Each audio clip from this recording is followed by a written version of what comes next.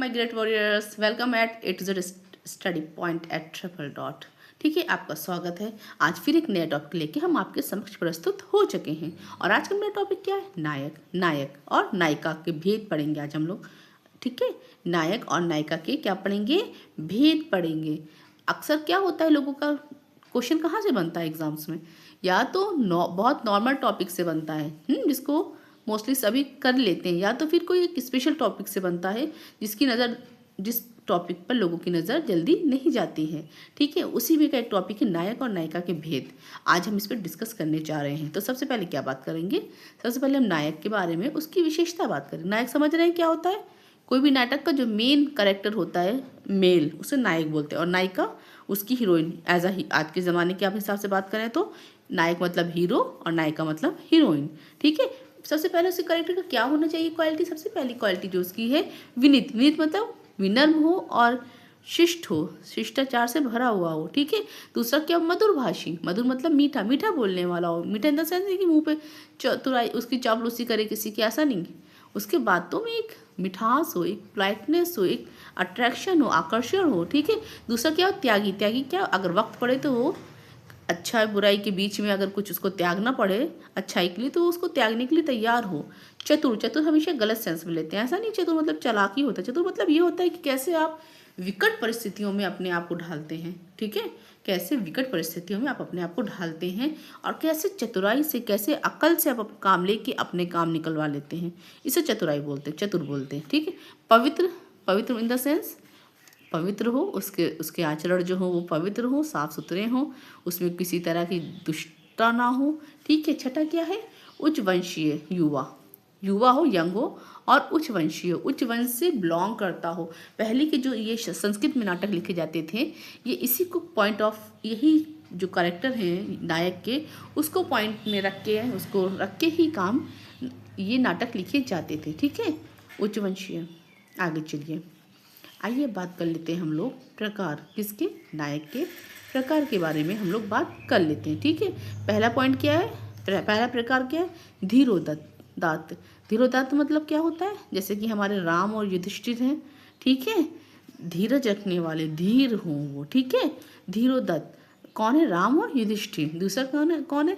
धीर ललित।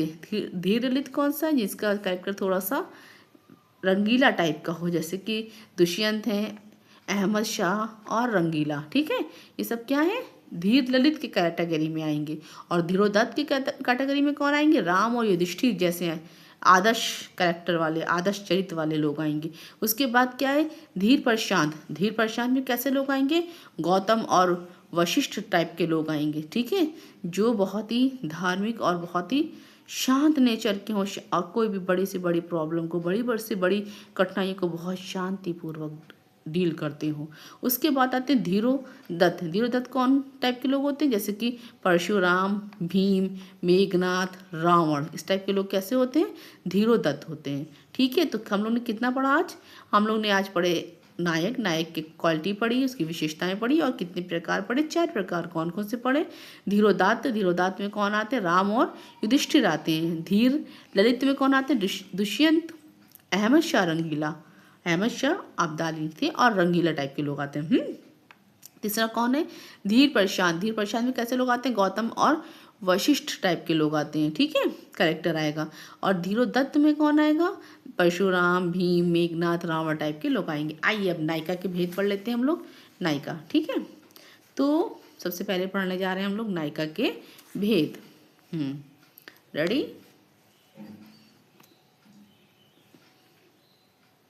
थोड़ा सा बड़ा कर लेते हैं ना, इसमें आप लोग को आपकी नज़रें सिर्फ उसी पे जाए। चलिए, नायिका, नायिकाएँ। ठीक है, नायिका कौन है? हीरोइन, है ना।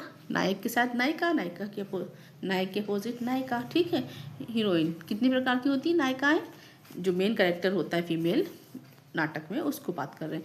3 नायिकाएँ 3 प्रकार की बताई हैं। कैसी कैसी? स्वकीया, परकीया। स्व मतलब अपनी, पर मतलब दूसरे की, और सामान्य, सामान्या। ठीक है, कितनी प्रकार की हुई? 3 प्रकार की नायिकाएं हुई। नायक कितने प्रकार थे? 4 प्रकार के थे ना। और नायिकाएं कितनी प्रकार की हैं? 3 प्रकार की। लेकिन भरत मुनि भरत मुनि के अनुसार ये बात कर लेते हैं। भरत मुनि ने क्या बताया है? भरत मुनि ने नायिकाओं के कितने भेद बताए हैं? भरत मुनि के अनुसार नायिकाओं के 8 भेद होते हैं, मतलब वो 8 प्रकार की होती है नायिकाएं। किसने लिखा? भरत मुनि। भरत मुनि का निबंध का नाम क्या है? भरत मुनि के शास्त्र का नाम क्या है? रचना का नाम क्या है? बताइए बताइए, सब लोग बताइए। भरत मुनि ने क्या लिखा है? नाट्यशास्त्र। Yes, very good.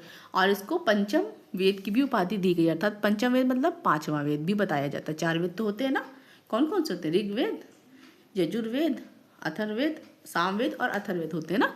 उसके बाद भरत के नाट्यशास्त्र को पंचम वेद भी कहा जाता है। उसी में उन्होंने बताया है नायिका के 8 भेद। आइए पढ़ लेते हैं। पहली कौन सी है? वासकज्जा। पहली वासकज्जा। दूसरी सेकंड कौन सी है? विरोधकंठिता। विरोधकंठिता। तीसरी कौन सी है? स्वाधीन पतिका।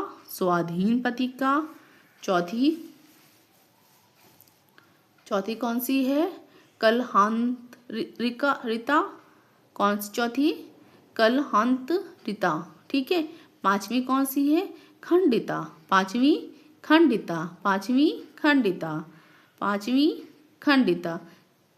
और आपकी 6ठी कौन सी है? विपर्लब्धा। विपर्लब्धा। विपर्लब्धा। 7वीं कौन सी है? प्रोतिशभरतंतरका। ठीक है, प्रोतिशभरतरका। 8वीं कौन सी है? अभिसारिका। 8वीं कौन सी है? अभिसारिका।